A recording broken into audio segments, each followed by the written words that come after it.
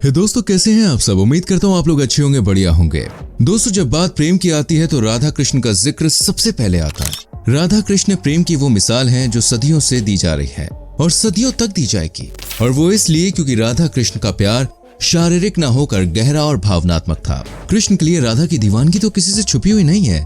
आज भी उनके अमर प्रेम का उदाहरण लोग देते हैं। भले ही एक दूसरे के कभी हो ना सके, लेकिन फिर भी इनका नाम साथ में ही लिया जाता है। कृष्ण की पत्नी ना होते हुए भी कृष्ण के नाम के आगे अनायास ही लोग राधा का नाम जोड़ देते हैं। यही है वो चीज जिससे उनके अमर प्रेम का प्रमाण मिलता है। दोस्तों, हिंदू धर्म में ऐसी बहुत सारी बातें हैं जो इतिहास में घटित तो हुई, लेकिन उनके पीछे की वजह आज तक कोई भी नहीं जान पाया। जैसे राधा और कृष्ण। क्या कभी आपने सोचा है कि ऐसा क्यों हुआ कि दो प्यार करने वाले आखिर जुदा कैसे हो गए? श्री कृष्ण जो एक भाग्य विधाता हैं, वो चाहते तो अपना भाग्य बदलकर राधा से विवाह भी कर सकते थे, लेकिन खुद उनके ही भाग्य में राधा से जुदाई लिखी गई। और तो और राधा से जुदा होकर उन्होंने रुक्मणी से विवाह भी रचाया। श्री कृष्ण ने ऐसा क्यों किया, ये तो केवल भगवान ही जानते हैं। लेकिन पुराणों और संहिता में ऐसे कई उदाहरण मौजूद हैं जिनसे ये समझा जा सकता है कि आखिर राधा कृष्ण की शादी क्यों नहीं हो सकी और एक सच्चा प्यार अधूरा क्यों रह गया। दोस्तों, जब से श्री कृष्ण बाल अवस्था में थे तब से ही उनका मन कन्याओं से ज्यादा लगता था और उनकी बंसी की मधुर वाणी को सुनने के लिए कोई भी उनके साथ आ जाता। छोटी उम्र की लड़कियां तो लड़कियां, कई युवतियां भी गोपियां बनकर नन्हे कान्हा के आगे पीछे घूमा करती थी। उन्हीं गोपियों में एक बालिका राधा भी थी, जिन्हें देखते ही श्री कृष्ण को उनसे प्यार हो गया और इस अद्भुत प्रेम कहानी की शुरुआत हो गई। कृष्ण जब भी बंसी बजाते तो राधा अपने आप कहीं से भी भाग कर आ जाती। ये छिप छिप के मिलते और अपने आने वाले भविष्य में सपने संजोते।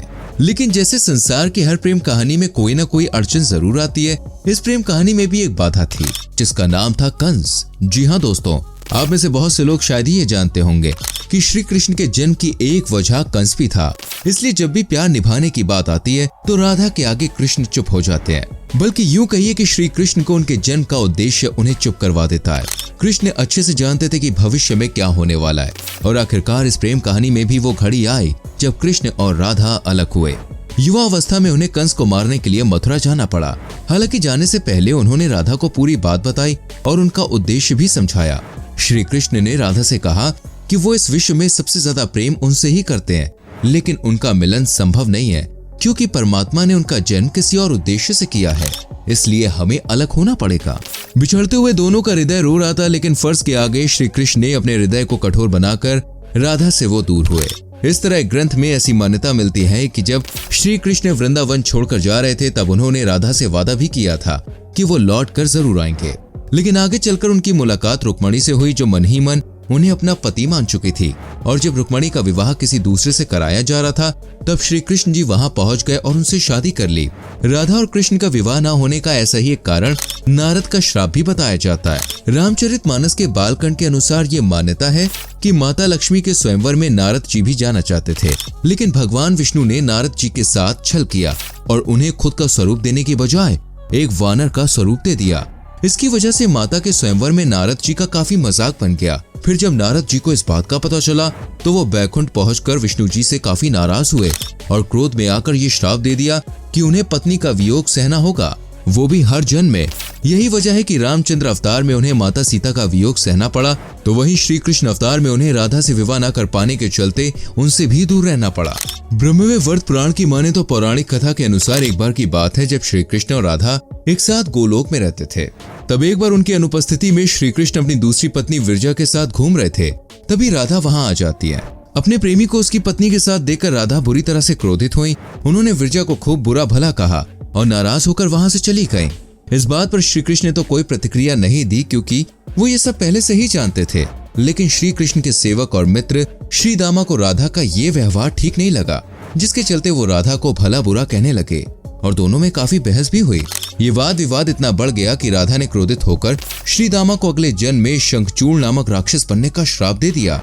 इस पर श्री दामा ने भी उनको पृथ्वी लोक पर मनुष्य के रूप में जन्म लेकर 100 वर्ष तक कृष्ण विजोह का श्राप दे दिया। हालांकि राधा को जब श्राप मिला तब श्री कृष्ण ने उनसे कहा कि तुम्हारा मनुष्य रूप से जन्म तो होगा, इसे तो कोई अब टाल नहीं सकता, लेकिन क्योंकि तुम मुझसे सच्चा प्रेम करती हो इसलिए इतना जरूर है कि तुम सदैव मेरे पास रहोगी।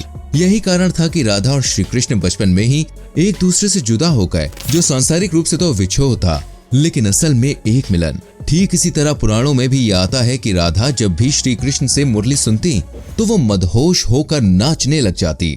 ये धुन दोस्तों इतनी मधुर होती कि वो इनसे मिलने के लिए घर से बाहर निकल आती और आगे चली जाया करती। राधा का कृष्ण के प्रति प्रेम और उनकी दीवानगी धीरे धीरे जब गांव वालों को समझ में आने लग गई तो समाज के कुछ ठेकेदारों ने इस पर आपत्ति जतानी शुरू कर दी और लोगों ने राधा का घर से बाहर निकलना ही बंद करवा दिया। ये बात जब कृष्ण को पता चली तो समाज के लिए उदाहरण पेश करने हेतु श्री कृष्ण ने माता यशोदा से कहा कि वो राधा से विवाह करना चाहते हैं। लेकिन ये बात सुनकर यशोदा माता ने कहा कि राधा उनके योग्य लड़की नहीं है। इस पर श्री कृष्ण ने अपनी माँ से उसका कारण पूछा, जिसके जवाब में माता ने बताया कि पहले तो ये कि वो कृष्ण से 5 साल बड़ी है और दूसरा ये कि राधा की मंगनी पहले से ही उनके मामा रायाण से हो चुकी है, जो कंस की सेना में है और अभी युद्ध लड़ने गया है।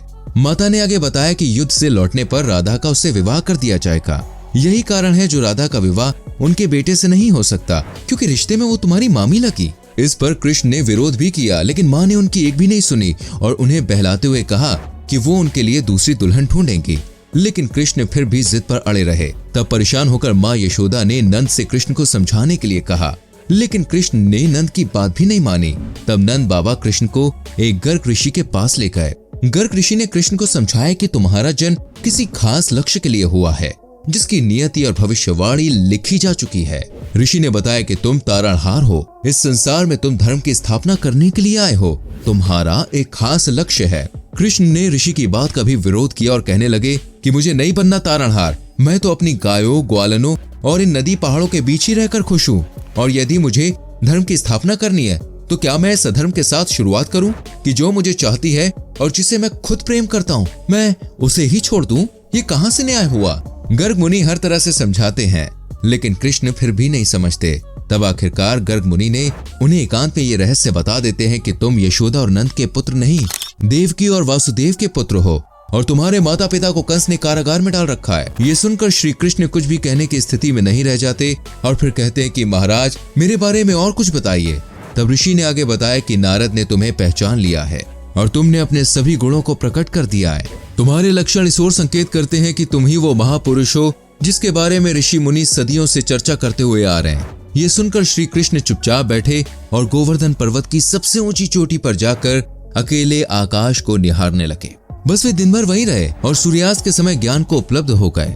यही वो समय था जब उनकी दिशा और दशा पूरी तरह से बदल गई और राधा से वापस लौटकर आने का वादा करते हुए कंस का वध करने निकल पड़े। दोस्तों, ये कहानी त्याग और बलिदान की है जो भगवान श्री कृष्ण संसार के लिए छोड़ना चाहते थे। इसलिए पुराणों में भी ये कहा जाता है कि भगवान कृष्ण और राधा ने एक दूसरे से शादी ना करने का फैसला इसलिए भी किया था क्योंकि उनका ऐसा मानना था कि प्रेम और विवाह एक दूसरे से बिल्कुल अलग है। ये साबित करने के लिए कि प्रेम शरीर से नहीं बल्कि भक्ति और शुद्धता के साथ होता है। दोनों ने एक दूसरे से शादी न करके प्रेम की परम भक्ति को पूरे विश्व के सामने रखा। कुछ मान्यताओं के अनुसार जब श्री कृष्ण ने अपनी सच्चाई राधा को बताई तो राधा खुद ही अपने आप को कृष्ण के लिए अनुचित मानने लगी।